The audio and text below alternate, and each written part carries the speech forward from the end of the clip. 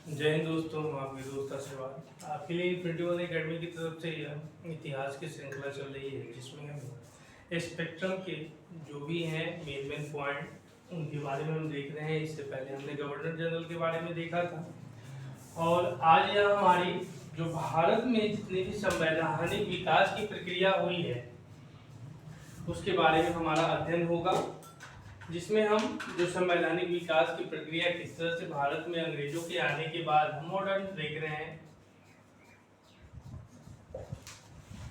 Modern India में प्रवेश कर चुके हैं।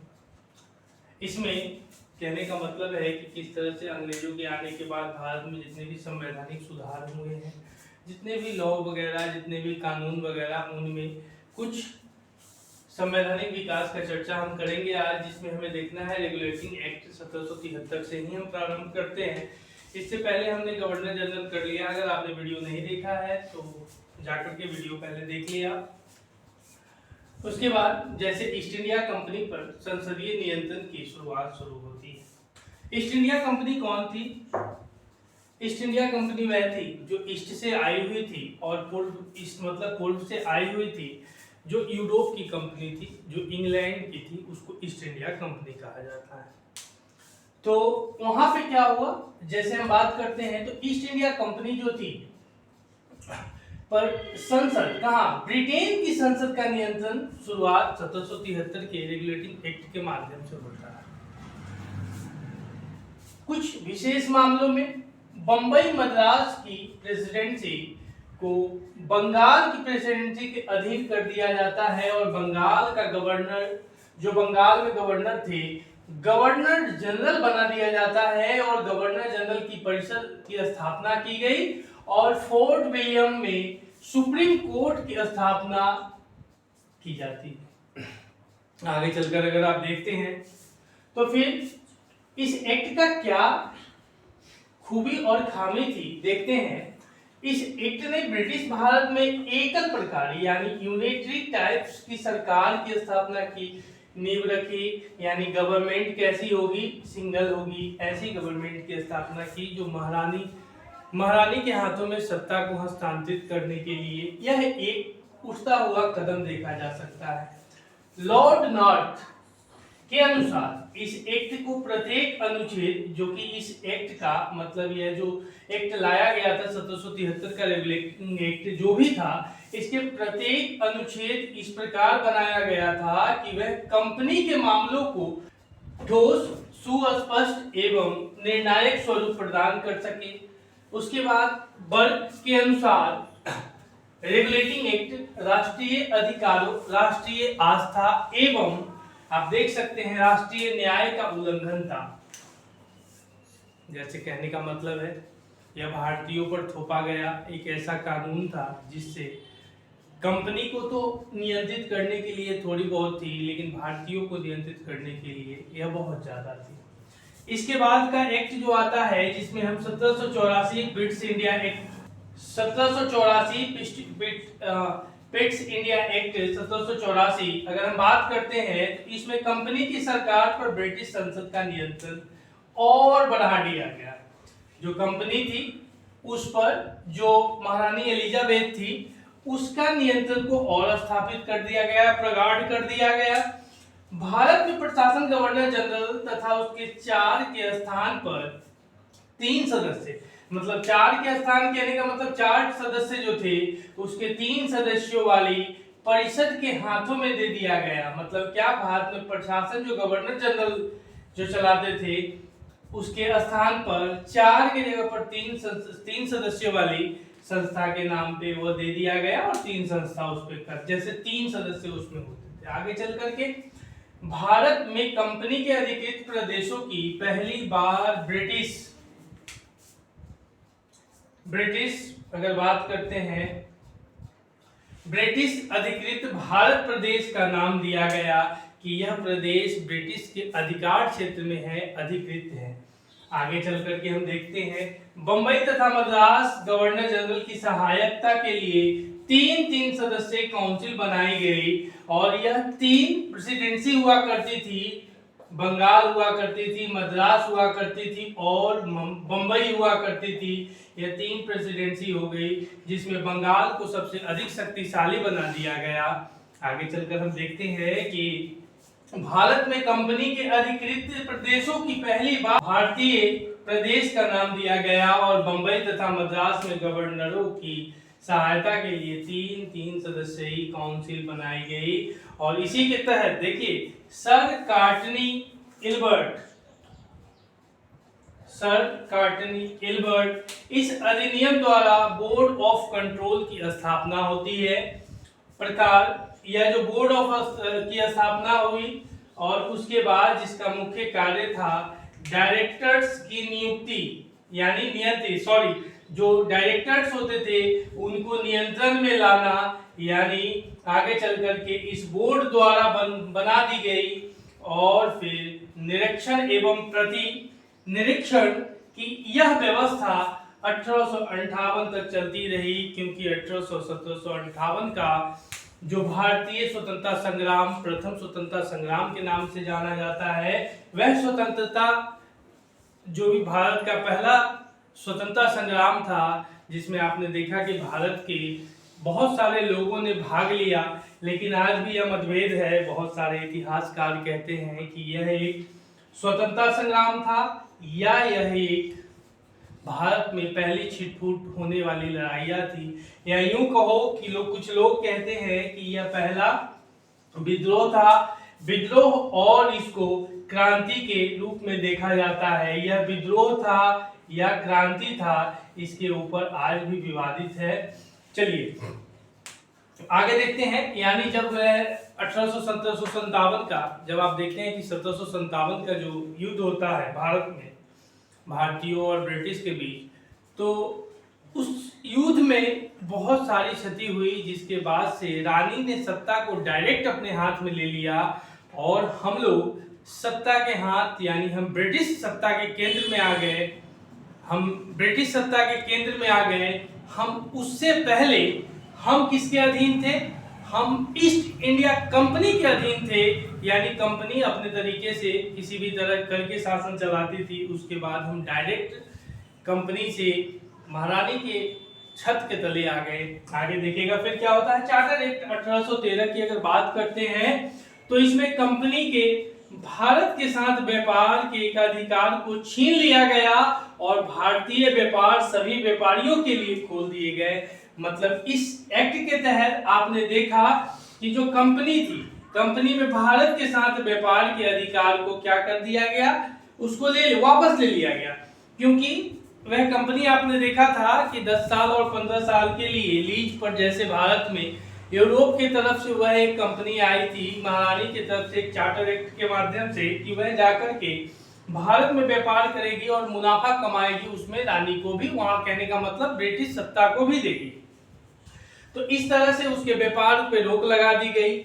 केवल चीन से व्यापार उसकी चाय पे रही और केवल चाय पे व्यापार वह चीन से कर सकता था, नहीं तो उन व्यापार को भी रोक लगा दी गई। और भी फिर हुआ कि भारतीय व्यापार सभी व्यापारियों के लिए खोल दिया गया और सभी व्यापार आपने देखा था। उसके बाद देखा कि ईसाई मिशनरियों को भारत में जाकर ईसाई धर्म के प्रचार प्रसार की आज्ञा दे दी गई, क्योंकि ज्यादा से ज्यादा लोगों को ईसाईयत का पाठ पढ़ाओ, ईसाई बनाओ, उनको क्रिश्चियनिटी बनाओ, और वह जो हिंदू है, बौद्ध है, सिख है, जितने भी है वह ईसाई धर्म को माने। उसके बाद फिर इतना इसमें आप देखने को मिलता है। फिर यह मेन पॉइंट है उसके। फिर देखते हैं 1833 का चार्टर एक्ट क्या लाता है। बंगाल का गवर्नर जनरल पूरे भारत का गवर्नर जनरल बना दिया गया और चाय के व्यापार तथा चीन के साथ व्यापार पर कंपनी के एकाधिकार को समाप्त कर दिया गया। और यहाँ पे आपको मिलता है कि जो चीन से मैंने कहा अभी थोड़ी देर पहले कि यह 1858 आपने देखा कि जब धीरे धीरे बात बढ़ती है, तो उसके बाद आपने देखा कि जब सत्ता क्या होती है, छिन जाती है। तो यहाँ पे 1813 चार्टर एक्ट के साथ ही जो कंपनी का व्यापार जो था उसके एकाधिकार को खत्म किया गया। आगे चल करके जो कंपनी का, फिर आपने देखा कि जो कंपनी का चाय पे जो एक अधिकार था चीन के साथ, उसको वापस ले लिया गया और कंपनी के ऋणों की जिम्मेदारी भारत सरकार ने अपने ऊपर ले ली और जो कंपनी का ऋण था, लोन था, वह भारत सरकार उसको अदाई करेगी। आगे देखिएगा, फिर कंपनी के किसी पद पर नियुक्ति के लिए सभी भारतीयों से समानता के आधार पर व्यवहार करने की बात कही गई, केवल बात कही गई है, समानता नहीं हुई। सभी जगह अंग्रेज ही रहते थे, समानता नहीं हुई है। अभी नहीं समझिएगा कि समानता हो गई या हंसी खुशी जीने लगेगा। देखिए आगे, फिर लॉर्ड मॉडेल के अनुसार यह अधिनियम ब्रिटिश संसद द्वारा 1909 तक पास किए गए और अधिनियमों में सबसे महत्वपूर्ण अधिनियम था 1833 का, इंपॉर्टेंट है। आगे देखिएगा, उसके बाद चार्टर एक्ट 1853 का आता है, जिसमें ब्रिटिश संसद को यह अधिकार प्राप्त हो गया कि वह किसी भी समय कंपनी से भारत का शासन अपनी इच्छा अनुसार वापस ले सकती है। महारानी जब भी चाहे जो कंपनी का शासन है उसको अपनी इच्छा से वापस ले सकती है। यह 1853 के चार्टर, और यह एक सुनहरा मौका था महारानी के लिए, क्योंकि इसी के जस्ट बाद आप देखते हैं कि एक विद्रोह होता है, जिसको आप उस विद्रोह को आप 1857 का विद्रोह देखते हैं। भारतीय स्वतंत्रता संग्राम के लिए यह एक मील का पत्थर था। फिर भारतीय सिविल सेवा सभी के लिए खोल दी गई, मतलब सभी लोग पीसीएस परीक्षा में बैठने के लिए एलिजिबल हो गए।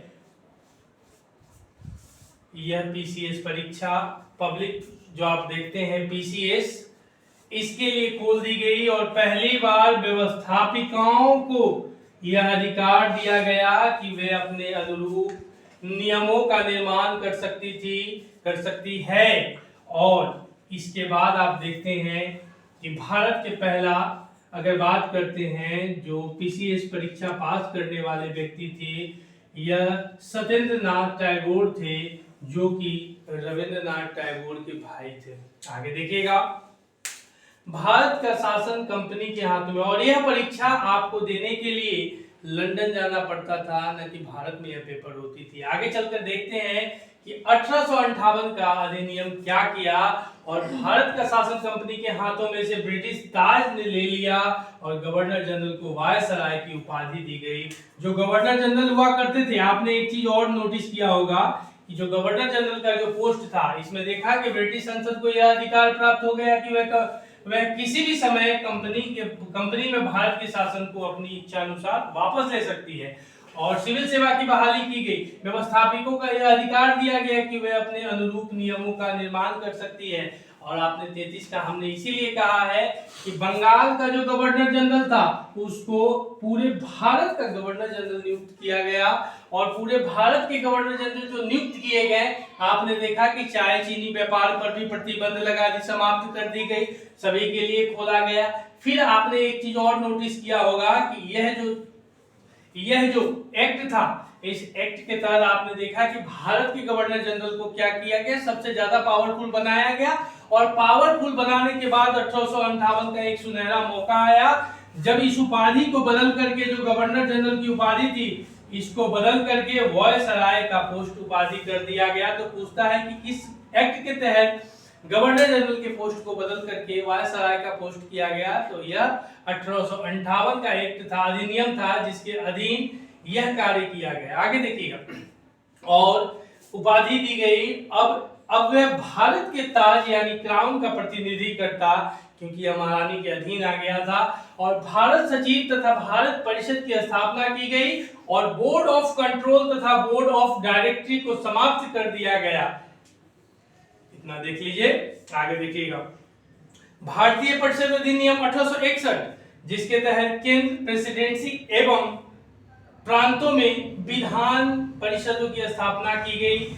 यह केंद्र मतलब सेंटर, जो बंगाल में उस समय था, उसके बाद प्रेसिडेंसी जो उसके अधीन आता था, और उसके बाद आप देखते हैं एवं प्रांत, जो आज आप जिसको आप स्टेट्स कहते हैं, वह विधान परिषदों की स्थापना किया गया। और काउंसिलों में गैर सरकारी सदस्यों की नियुक्ति की गई, जो ब्रिटिश सरकार के नहीं थे, जो भारतीय थे। इसको थोड़े बहुत छिटपुट तरीके पर यहाँ पे नियुक्ति की बात आती है। आगे देखिएगा, भारतीय परिषद अधिनियम 1892 में यह केंद्रीय एवं प्रांतीय परिषदों के कार्यक्षेत्र का विस्तार किया गया। जो कहने का मतलब, जो केंद्रीय एवं प्रांतीय परिषद थे उसको और ज्यादा विस्तार किया गया। व्यवस्थापिका सभा के सदस्यों को निश्चित दशाओं के अंतर्गत बजट पर विचार विमर्श करने का अधिकार किया गया। तो इस बात उसके बाद परिषद के सदस्यों को प्रश्न पूछने का अधिकार दिया गया। एक चीज और बताइए, पहला जो बजट पेश हुआ उसमें कैसे हुआ, यह आपके लिए टास्क है कि फर्स्ट बजट कब लाया गया था, और स्वतंत्र भारत और गुलाम भारत दोनों की मैं बात कर रहा हूं। आगे देखिएगा, यह HW है, अगली क्लास में हम इस पे देखेंगे। जो बजट है, जो एक आप देखते हैं कि हम जब गुलाम थे और दूसरा हम जब आजाद थे, तो पहला बजट कब पेश किया गया और दूसरा आजादी के बाद पहला बजट कब पेश किया गया।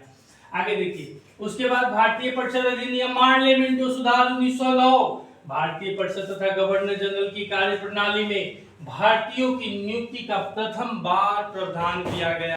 परिषदों को पहली बार विधान परिषदों की संज्ञा दी गई और मुसलमानों के लिए पृथक सांप्रदायिक मताधिकार की स्थापना किया गया, और परिषदों में गैर सरकारी प्रस्ताव को लाने की प्रक्रिया प्रभार में यहीं से आती है। और इसके बाद देखते हैं भारत सरकार अधिनियम मोंटे चैम्सफोर्ड सुधार 1919, इसमें प्रांतों में द्वैध शासन व्यवस्था, प्रांतों के ऊपर केंद्रीय नियंत्रण की कुछ ढीलापन, और केंद्रीय व्यवस्थापिका को 2 सदस्यों में विभक्त कर दिया, और भारतीय विधानसभा तथा भारतीय राज्य परिषद। आगे देखते हैं, इसी में कहता है कि प्रांतीय व्यवस्थापिका के सदस्यों की संख्या में वृद्धि की गई और सिखों, आंग्ल भारतीयों, ईसाइयों एवं यूरोपियों को भी पृथक प्रतिनिधित्व प्रदान किया गया।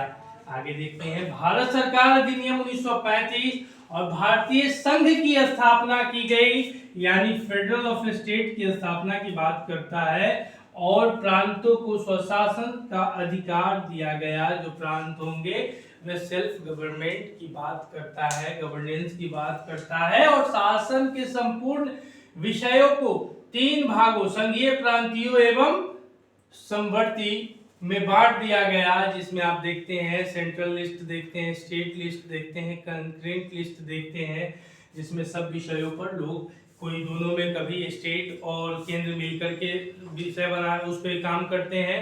तो किसी में आप देखते हैं केंद्र अलग अपना नियम बना सकता है और राज्य अपना अलग नियम बना सकता है। उसके बाद संघीय न्यायालय, आपने देखा संघ सरकार के लिए द्वैध शासन की व्यवस्था की गई और संघीय न्यायालय एवं केंद्रीय बैंक की स्थापना की गई 1935 अधिनियम के तहत ही। और भारतीय स्वतंत्रता अधिनियम 1947, आप देखते हैं कि ब्रिटिश संसद की उत्तरदायित्व एवं प्रभुसत्ता की स्थापना की गई। डोमिनियन व्यवस्थापिकाओं संप्रभुता संपन्न बन गई और गवर्नर जनरल एवं प्रांतीय गवर्नर संवैधानिक प्रमुख बन गए, और ब्रिटिश सम्राट की देशी राज्यों से सर्वोच्च सत्ता समाप्त हो गई। मतलब ब्रिटिश सम्राट जो थे उनकी देशी सत्ता समाप्त हो गई राज्यों से। और 15 अगस्त 1947 को भारत का विभाजन करके 14 अगस्त आप देखते हैं